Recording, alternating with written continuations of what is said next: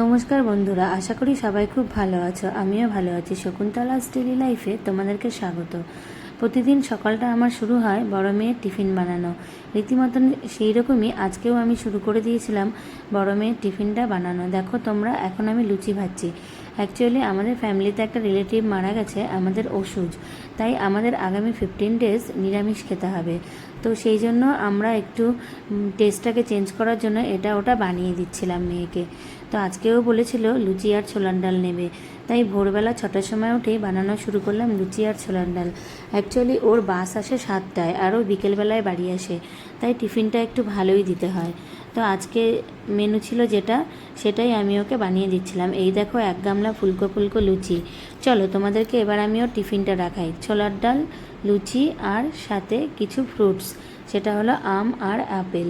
Actually ও সারাদিনের জন্য যায়, সেই জন্য আমি টিফিনটা একটু ভালো করে দিই। তারপরে রীতিমতন আমার রান্না শুরু হয়ে গেল।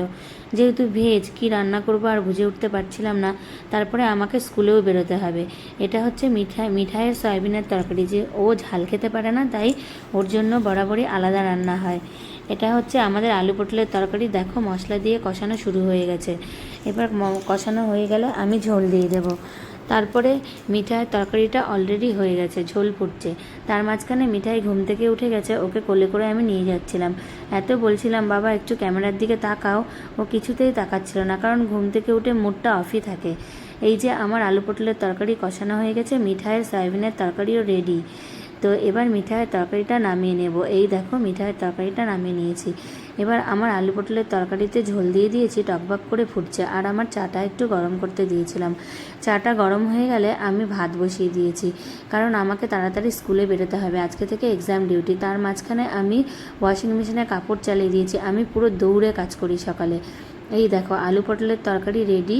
কালকে ছোলার ডাল ছিল, আলু পটলের তরকারি, ভাত, মিঠাইয়ের সয়াবিনের তরকারি, আর হলো কচু ভাজা। কচুটাকে হলুদ লবণ চিনি মাখিয়ে রেখেছিলাম, এটাকে ভাজবো। তো এটা এই যে কড়াতে বসিয়ে দিলাম। এবার এটাও ফটাফট ভাজা হয়ে গেলে আমি স্নানে চলে যাব। তারপরে আমি স্নান করে এসে স্কুলের জন্য বেরিয়ে যাবে। তো রান্না করতে করতে দেখছিলাম বাইরে বৃষ্টি পড়ছে, তো আমি একটু বৃষ্টিরও ভিডিও করে নিলাম। দেখো, এই যে টিপ টিপ করে বৃষ্টি পড়েই যাচ্ছে। আর বৃষ্টি ভেজা সকাল কার না ভালো লাগে? আমার তো ভীষণ ভালো লাগে। তো এবার আমার স্নানও কমপ্লিট হয়ে গেল। এই দেখো, স্নান করে আমি স্কুলের জন্য রেডি হয়ে গেছি। তো আমার ড্রেস পরা হয়ে গেছে। এইবার আমার চুল টুল শুকিয়ে গেছে, বেঁধে নিয়েছি। এবার মিঠাইকে টাটা দিয়ে আমি স্কুলের উদ্দেশ্যে রওনা দিলাম। আজকে এই অবধি বন্ধুরা, পরবর্তী ব্লগে আবার দেখা হবে।